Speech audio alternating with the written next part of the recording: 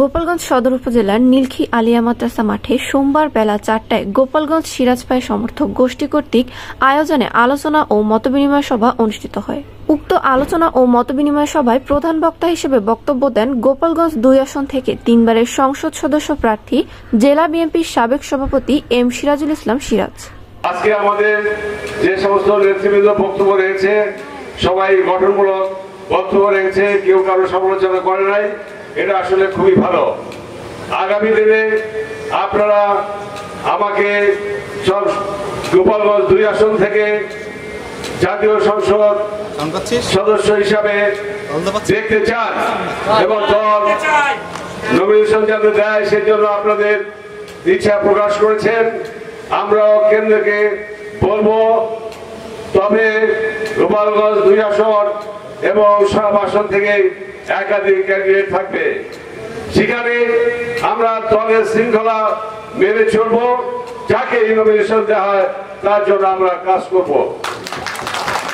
আমি আপনাদের একটা কথা বলতে চাই যে আমি বিএনপির দুঃসময় কঠিন হস্তে বিএনপির পতাকাকে ধরে রেখেছি, সেই জন্য স্বীকার করে নাই। সেই জন্য মানুষও জিয়া পরিবারের দিকে উন্মুখ হয়ে তাকিয়ে আছে। সামনে নির্বাচন হবে এবং বিএনপি বিপুল ভোটে জয়যুক্ত হবে এবং সরকার গঠন করবে। আজকে বৈষ্ণভাবে বলতে চাই, আমি একজন সফল মানুষ, একজন সজ্জন ব্যক্তি, মানুষের সেবা করে সেই জীবনটা যদি উৎসর্গ করতে পারি, এটা হবে আমার জীবনের সবচেয়ে বড় চাওয়া পাওনা।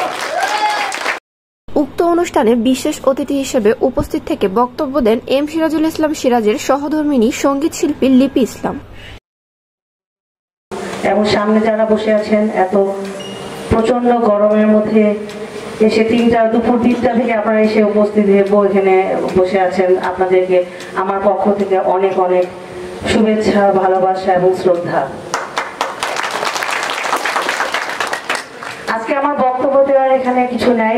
আমি আপনাদের যে ভালোবাসা দেখেছি এম সিরাজুল ইসলামের জন্য, এটাই আমার অনেক বড় পাওয়া হয়ে গেছে। আমি শুধু এবার না, আমি বারবারই দেখেছি আপনারা অনেক কষ্ট করে সবসময়ের জন্য এসেছেন, কিন্তু সময় সুযোগ হয় নাই, আপনাদের সেই পথটা হয় নাই, যে কারণে আপনারা করতে পারেননি। আজান দিয়ে দিচ্ছি, আমি আর বক্তব্য রাখতে চাই না। সবাইকে আমার পক্ষ থেকে অনেক। উক্ত অনুষ্ঠানে সকল বক্তারা দাবি করেন অত্যন্ত বিনয়ী, পরোপকারী, সৎ এবং বিএনপির দুর্দিনের কাণ্ডারি এম সিরাজুল ইসলাম সিরাজকে আগামী জাতীয় নির্বাচনে গোপালগঞ্জ 2 আসন থেকে এমপি নমিনেশন দেওয়ার জন্য। আপনারা সকলে দোয়া করবেন। আমি যে কথাটি বলতে যাচ্ছি, সিরাজুল ইসলাম সিরাজ ভাই একজন সজ্জন ব্যক্তিত্ব হিসেবে আমি মনে করি। ওনারা এই গোপালগঞ্জ বিএনপির পেছনে ওনাদের অনেক অনেক অবদান। ঈদের শুভেচ্ছা জানিয়ে, সাংবাদিক ভাইদের ঈদের শুভেচ্ছা জানিয়ে আমি আমার বক্তব্য শেষ করছি। বাংলাদেশ জিন্দাবাদ, শহীদ জিয়া অমর হোক, খালেদা জিয়া জিন্দাবাদ,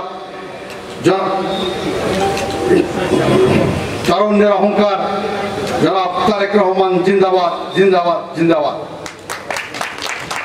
সবাই অনেক বেশি কম কথা বলে, কিন্তু না, আমি সিরাজ ভাইকে ভালোবাসি, বিএনপিকে ভালোবাসি, জিয়াউর রহমানকে ভালোবাসি। আপনাকে সবার কাছে অনুরোধ করি, আপনারা দয়া করে সিরাজ ভাইকে যদি নমিনেশন ইনশাআল্লাহ পাবে, আপনারা তার প্রতি দৃষ্টি রাখেন। এবং আমি তার একজন সৈনিক। আমি মনে করি এই মাঠের মাঝখানে যারা আছেন, আমাদের মঞ্চে যারা বসে আছেন, এরা আমাদের সিরাজ ভাই সৈনিক, এবং ইনশাআল্লাহ সিরাজ ভাই নমিনেশন পাবে। করবো না, তো আমি আপনাদের কাছে একটা জিনিস অনুরোধ করি যে আমরা হাত তুলে সবাই ওয়াদা করি যে না, আমরা সিরাজ ভাইয়ের সাথে সবাই আছি। আপনাদের কাছে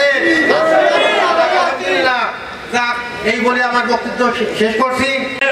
আপনারা পৌঁছিয়ে দিবেন এম সিরাজুল ইসলাম সিরাজ ভাইয়ের রিজার্ভ ভোট 60,000 রয়েছে ইনশাআল্লাহ। এই 60,000 ভোটের একটি ভোটও গোপালগঞ্জ থেকে যাবে না। আরো যে ভোট রয়েছে, আমরা সন্তান যেখানে লেখা আছে ওইখানে দিবেন। ধন্যবাদ। উক্ত অনুষ্ঠানে চেয়ারম্যান আকু ফরাজির সভাপতিত্বে সঞ্চালনা করেন জাতীয়তাবাদী দলের কেন্দ্রীয় কমিটির সদস্য এবং গোপালগঞ্জ জেলা বিএনপির সদস্য মাওলানা মোহাম্মদ ওমর ফারুক। সে দাঁড়ানোর চিন্তা ভাবনা করছেন এবং এটি পূর্বে উনি দুইবার নমিনেশন পেয়েছিলেন, 3বার পেয়েছিলেন নমিনেশন। এবারও যদি উনি নমিনেশন ওনাকে আল্লাহ তাআলা দেয় আর দলের থেকে দেয় তাহলে উনি নির্বাচন করবেন। সেই কারণের জন্য আপনারা নিজস্ব লোক যারা আছেন তাদেরকে আমরা আপনারা পৌঁছিয়ে দিবেন। সিরাজুল ইসলাম সিরাজ ভাইয়ের রিজার্ভ ভোট 60,000 রয়েছে ইনশাআল্লাহ। এই 60,000 ভোটের একটি ভোটও গোপালগঞ্জ থেকে যাবে না। আরো যে ভোট রয়েছে আমরা ইনশাআল্লাহ গোপালগঞ্জ থেকে বিজয়ী লাভ করে। উক্ত অনুষ্ঠানে জেলা উপজেলার নেতাকর্মী ও জনগণ উপস্থিত ছিলেন।